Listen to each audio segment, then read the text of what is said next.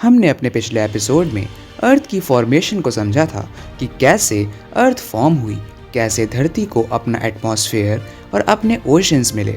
कुल मिलाकर हमने पिछले एपिसोड में हेडियन ईयन को समझा था। मैं आपको रिकमेंड करूंगा कि इस एपिसोड को देखने से पहले आप ऊपर आई बटन पर क्लिक करके एपिसोड 1 ज़रूर से देखें, जिससे ये वीडियो आपको क्लियरली समझ आ सके। तो चलिए आज का ये बिंदास एपिसोड शुरू करते हैं।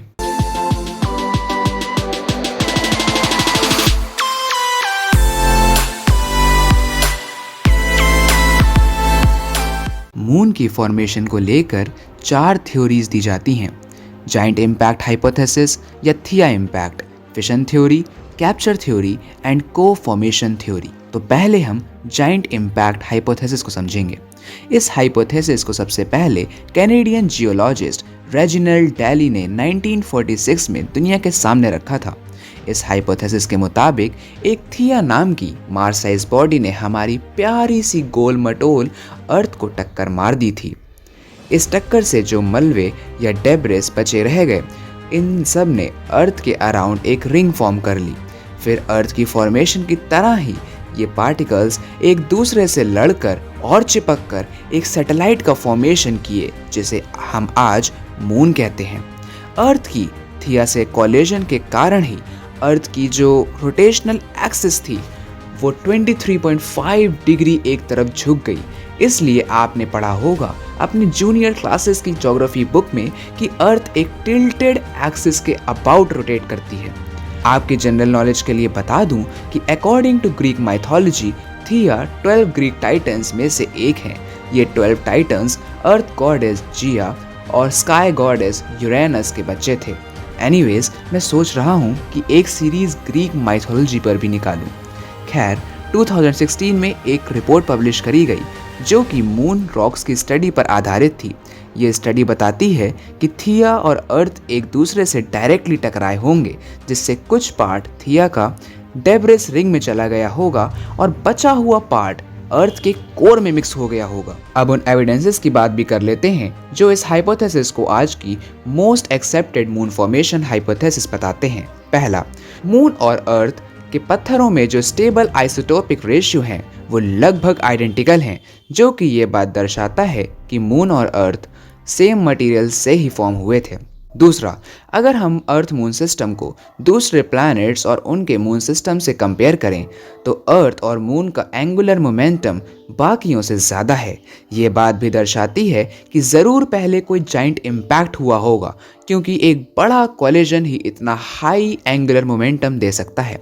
तीसरा, मून से उसकी रॉक के कुछ सैंपल्स लिए गए। ये सैंपल्स से जता रहे थे कि मून अपने इनिशियल स्टेज में काफ़ी गहराई तक मोल्टन फॉर्म में था। साइंटिस्ट के मुताबिक मून को इतना ज़्यादा कोई जाइंट कोलिजन ही पिघला सकता था। और भी एविडेंसेस हैं जो इस थ्योरी को आज की मोस्ट एक्सेप्टेड थ्योरी बनाते हैं। Second, the fission theory. अच्छा, एक बात मैं आपको बता दूं कि इससे पहले वाली वीडियो में मैंने फिशन थ्योरी नहीं बल्कि जाइंट इम्पैक्ट हाइपोथेसिस एक्सप्लेन करी थी। अगर आपने देखा हो तो मैंने कमेंट भी पिन किया था, इसलिए आप कंफ्यूज ना होकर इस सीरीज को अच्छे से समझें।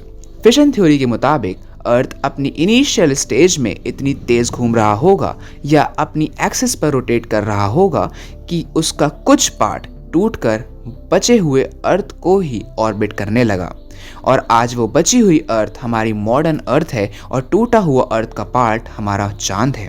Third, capture theory. ये थ्योरी कहती है कि हमारा मून था एक अनजान पड़ोसी जो कि बना सोलर सिस्टम में ही कहीं था। अब वो यूं ही आवारा लड़कों की तरीके यहाँ वहाँ सोलर सिस्टम में घूम रहा था कि हमारी प्यारी अर्थ की नज़र उस आवारा मून पर पड़ी, और हमारी अर्थ जो कि एक साथी की तलाश में ही थी, उसे हमारे मून भाई साहब मिल गए। का चक्कर बाबू भैया, औरत का चक्कर। बस फिर क्या, अर्थ ने मून को अट्रैक्ट किया अपनी ग्रेविटी से और मून फंस गया हमारी प्यारी अर्थ के जाल में, और आज भी फंसा ही हुआ है। अब वो खुश है भी या नहीं, ये तो भैया हमारे मून भाई साहब ही जाने। खैर, फोर्थ, एक्रेशन हाइपोथेसिस या को फॉर्मेशन थ्योरी। इस हाइपोथेसिस के मुताबिक अर्थ और मून दोनों साथ ही में बने थे सन की एक्रेशन डिस्क में, लेकिन इस थ्योरी के साथ एक प्रॉब्लम है कि ये थ्योरी अर्थ मून सिस्टम के एंगुलर मोमेंटम को समझाने में असमर्थ है, और ये थ्योरी ये भी एक्सप्लेन नहीं करती कि मून के पास अर्थ से छोटा आयरन कोर क्यों है जबकि वो दोनों साथ ही में बने थे। मोर ओवर, अगर अर्थ और मून साथ ही में बने थे, व्हाट एक्रेशन थ्योरी सेज, या फिर मून अर्थ से ही टूटा था, व्हाट फिशन थ्योरी सेज, तो अर्थ और मून दोनों के रॉक्स में मिनरल कंपोजिशन एग्जैक्टली सेम होना चाहिए था। लेकिन आज हम जानते हैं वो एग्जैक्टली सेम ना होकर थोड़ा सा डिफरेंट है। कैप्चर थ्योरी के मुताबिक अगर मून कहीं और बना था और बाद में अर्थ ने उसे कैप्चर किया तो उन दोनों की रॉक्स में स्टेबल आइसोटोप्स का रेशियो काफ़ी अलग होना चाहिए था, बट ऐसा नहीं है। इसकी हम पहले भी बात कर चुके हैं कि इन दोनों की रॉक्स का स्टेबल आइसोटोपिक रेशियो लगभग सेम है। तो ओवरऑल देखा जाए तो इन सारी थ्योरीज में जाइंट इम्पैक्ट थ्योरी या जाइंट इम्पैक्ट हाइपोथेसिस ही है जो एविडेंसेस के सबसे ज़्यादा वोट्स अपने फेवर में लिए है। तो हमने आज मून फॉर्मेशन थ्योरीज को समझा।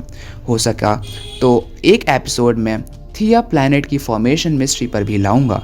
तो आज के लिए बस इतना ही। अब हम मिलेंगे अपने अगले एपिसोड में। जब तक के लिए थैंक यू, धन्यवाद, जय हिंद और जय भारत।